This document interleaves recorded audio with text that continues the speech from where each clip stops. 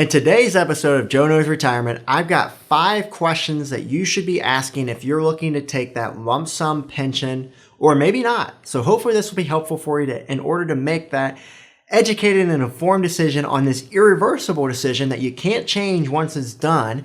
And then we're also going to break down and give you a little case study of what this looked like in real life, of what to look for and what to consider.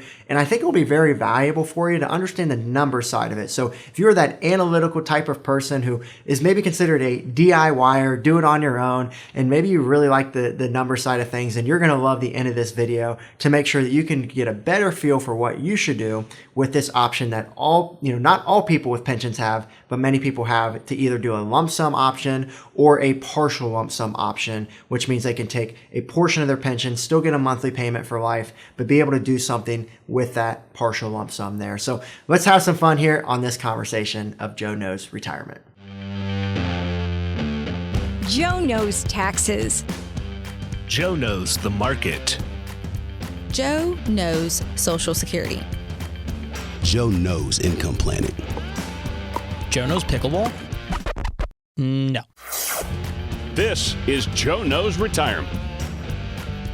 So this is something that has become more advantageous here recently in recent years to take the lump sum versus the monthly pension ongoing. Now there's still situations where we'll explore and see and run the numbers and go through the 5 questions that it still makes sense to take that pension moving forward to make sure that you have that guaranteed monthly income for life. But a lot of people like the lump sum because it's now in their pocket. They have control. It can be there for their loved ones if they pass away that next day. So there's a little bit more flexibility associated with that. And now there's some pensions out there like federal employees. They do not have this option associated with their pension, nor does military. But for those in other places, state employees and other places like firefighters or police officers and nurses may have options to take lump sums. And that may be in the entire way of a whole lump sum where they don't get any monthly amount moving forward. They only get a large lump sum, which we're going to talk about in the example later today. Or they could take a partial lump sum and still get that payment, but now they have a little bit of money there as well. And so let's go through the 5 things. And the first thing we have to see when we do this is, can we do better than what that pension would be?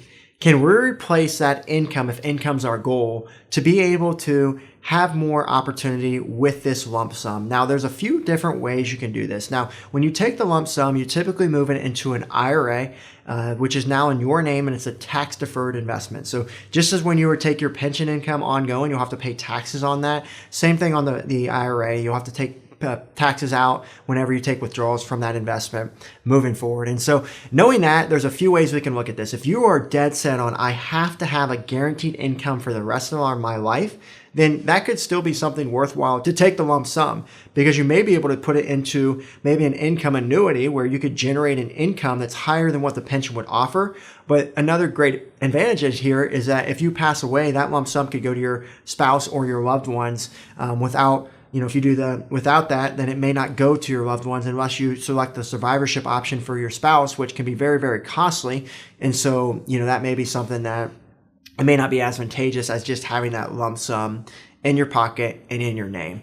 And a lot of times we see that this can even make sense to get a higher return on the money you have with also those other benefits associated with it. So that's one thing if you really love that guaranteed income stream. We don't do that as often with clients in all reality because, most of them have been such good diligent savers that they may not need that extra type of guaranteed income there above their Social Security, above their investments that, they have been saving. And so something they may consider is, hey, what if we just took this money and invested it? And so there can be 2 ways they invest it to keep things simple. You can invest it for growth, or you could invest it to be protected and have no chance of loss. Some people like to go that protection route, knowing that this pension was supposed to be protected anyways with that guaranteed income stream for life.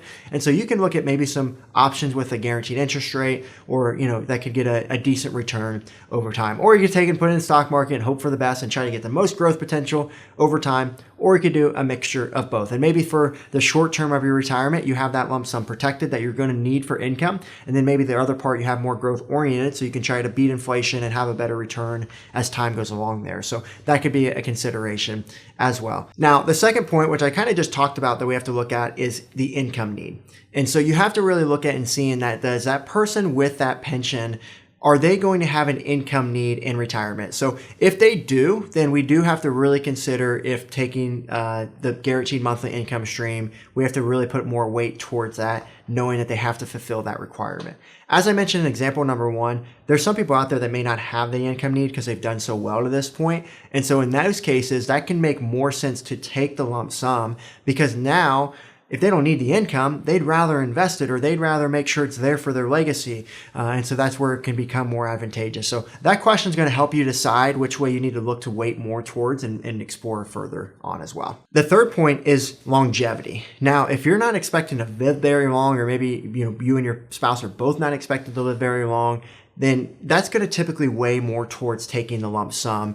That rate of return that you would have in that scenario would be much higher. You'd be able to spend more. You'd be able to gift more to your loved ones at that point as well. Because if you're only expected, if you're 60 years old and maybe you've got some poor health, terminal cancer, and you're not expected long to live, then why would we take that for only 2 years when maybe we could take it, have a lump sum that could accumulate for up to 20 plus years that this pension would take to be able to meet what that requirement was. And so that's really a key consideration to keep in mind, especially if you don't plan to take the survivor benefit. Then this could be something that your spouse now has a lump sum that they can take versus having that lump sum or paying that monthly payment for ongoing. The fourth thing to think about is tax planning. So understand, if you do the guaranteed monthly payment for the rest of your life, you're kind of stuck. You're going to be likely in a higher tax bracket for the rest of retirement. You can't Roth convert those types of things that a lot of people like to do in this category. Whereas if you take the lump sum, now you can be more flexible. You can be strategic about when you take withdrawals from that to be able to maybe overweight those withdrawals early in retirement while your taxes may be lower. Then maybe later on, when you're forced to take that out due to required minimum distributions at either 73 or 75, when the government forces you to take that out. And so a lot of people like to have that flexibility that maybe they don't take it all out up front, but maybe they look to do strategic Roth conversions where they take this money and pay taxes on it now to move it to a Roth IRA so that later on when they take it out, it could be tax-free. So we see that being really advantageous with people, so they don't feel like they're stuck with that guaranteed income stream no matter what tax rates are. And this is a way they can take advantage of the lower tax rates now as well. So a lot of people like that concept to be able to be more proactive with their planning versus kind of stuck and just not really much options to do. And then the fifth option, which we've already pointed this a little bit, but it's understanding what the legacy goals are for that client. If you have goals of spending as much as you can, well, you're going to want to go for which one has the best opportunity for you to spend the most money during your lifetime, right? And if you're expected to live a very, very long time, then you have to run the numbers of what makes sense there. If you want to make sure this money goes to your children first and foremost, and that's your biggest goal, then we'd really start to steer more towards the lump sum, because in most cases, you cannot assign your children as a beneficiary of that survivorship option on your pension. And so they would not get anything of all that money you've saved for 30, 40 years into this pension fund. It would be basically wasted and only be used for your lifetime. Whereas the lump sum, you can name the kids as beneficiaries and that could go to them. So a lot of people like that opportunity to be able to leave an inheritance, leave an impact and a legacy behind is also a key consideration to think of. So we'd really want people to think harder about those 5 things. There's no perfect answer here. I know that you all would like me to get to a conclusion of yes or no here. Every pension's different. Everyone's situation's different. We recommend people to do both options.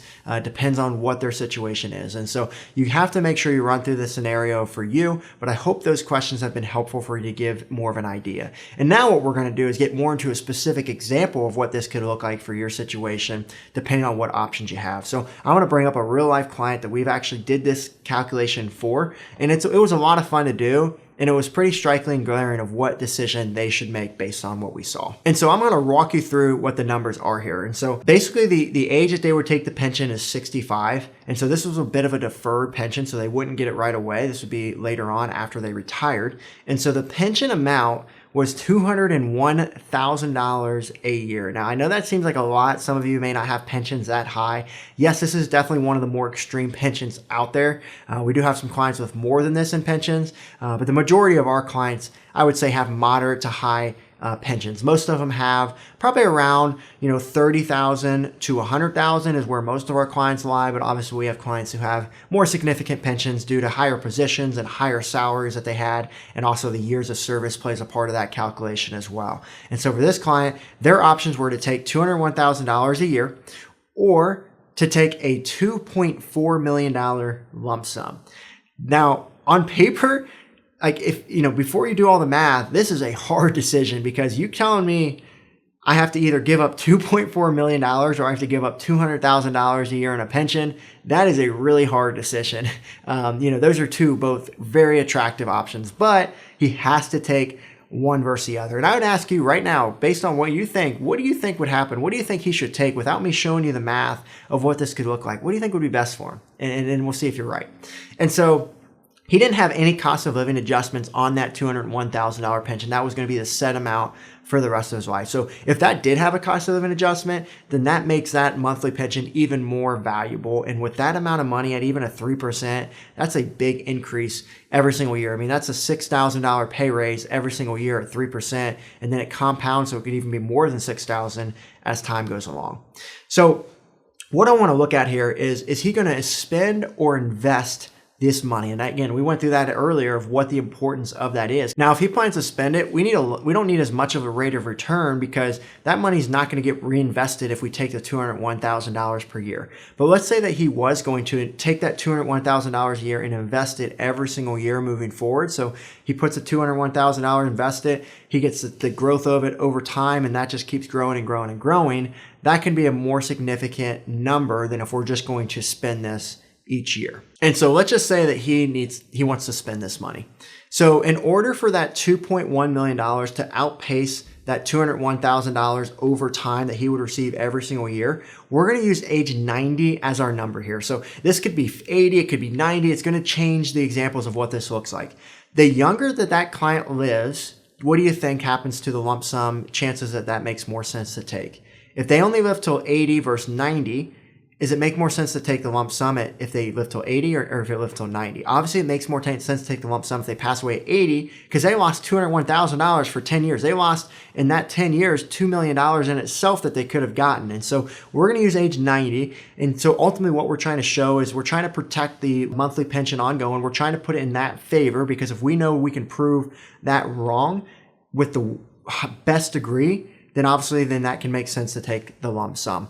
And so in this scenario, they would only need about a 3% return on that lump sum if they were taking income from it to be able to have enough income from there to last till 90. If they get anything higher than a 3% return, that lump sum, now that extra money is in their pocket or goes to the legacy and it works in a better case. Now, you do have to understand if we take the lump sum, they're going to have to take a little more risk in that pension, which is guaranteed forever. So you do have to account for that too, that yes, we need a 3% to match it, but what if, some odd reason in the next 20, 30 years, the next 25 years in this scenario, what if the market was negative? What if it did zero? What if we had a big downturn and we never came up from it? That's a true risk that you're taking. Now, in my mind, a 3% return is extremely reasonable, even during a very stressed economic time. I think that would be really reasonable to get over a period of time, even if you wanted more protected options. I mean, we know right now in today's marketplace, you can find guaranteed 4 or 5% returns, which would easily allow this to make sense and be better over time if we could see that consistently. So this is what this scenario looked like if they were to spend that money. Now, for this client's case, they actually did not need to spend it. They already had enough saved. They wanted to invest this for basically legacy goals. And so in that case, we need a higher rate of return to be able to outpace what that would be if we were to invest the $201,000 per year. So let's see what this could look like. And so if we ran the numbers, we would actually need a 6.35% on average until 90 to make this work. Now, obviously, if they live lesser, then we don't need as much of a return. And if they were only live till 80, then we'd only need about a 5% rate of return to make this work. So again, it's not going to be as hard to do if they don't live till 90. But if they live till 90 and have that pension paying out, then we need a 6.35% return. Now, this is where it starts to get like, I don't know what's best to do because, hey, we can't guarantee a 6.35% return in the market, for example. We can't guarantee a 6.35%, fixed income return over time, or a bond return, or a treasury return, or a CD return. This is something that's a little harder to get over time. Now, we did decide to take the lump sum here. And the big reason why is because if he doesn't live till 90, he only needs a 5% return to make it worthwhile. And if he passes away at 70, it's even lesser of a return. So you can see where this could be more advantageous. And we feel like it was more of a risk to take the monthly payment than it was to take the lump sum and just have it in his pocket. And, for someone making that high of a pension, it is very rewarding to see that $2.4 million go right in their pocket. And the other reason that we were able to do some tax planning on this to make it more advantageous so that when the kids did inherit it, it was more tax-free than just all tax deferred. We were also able to make sure that the wife was settled, and if they, had a widow's penalty scenario where they'd have to pay more in taxes at the single rates than married filing jointly. So we wanted to prepare ahead of that versus $201,000, pushing them into a highest bracket on top of all their investments as well. And so you can see, based on all of that, those factors, all of those 5 questions played a part in this decision. And so I hope this was just a hopeful overall understanding of how this works, what you need to look for, and how you can best plan for your retirement moving forward. And, if you've been watching this channel for a while and maybe have this decision coming up and you're looking for a team to partner with to make these types of decisions and to work together on your retirement moving forward, feel free to reach out to our team. You can actually click on the link below in the description, or our team will pop it up here for you to click on to go to our website and schedule a call with us. And in this call, we'll basically just see, if we could be a good fit to work together. I'm sure you've watched a lot of content. We've got a frequently asked questions page on our website for you to get a better feel of who we are and what we do. We ask that you just have a good understanding as you jump on that call, just to make sure we're being efficient with your time to answer your question that you specifically need addressed to see if this could be a good fit.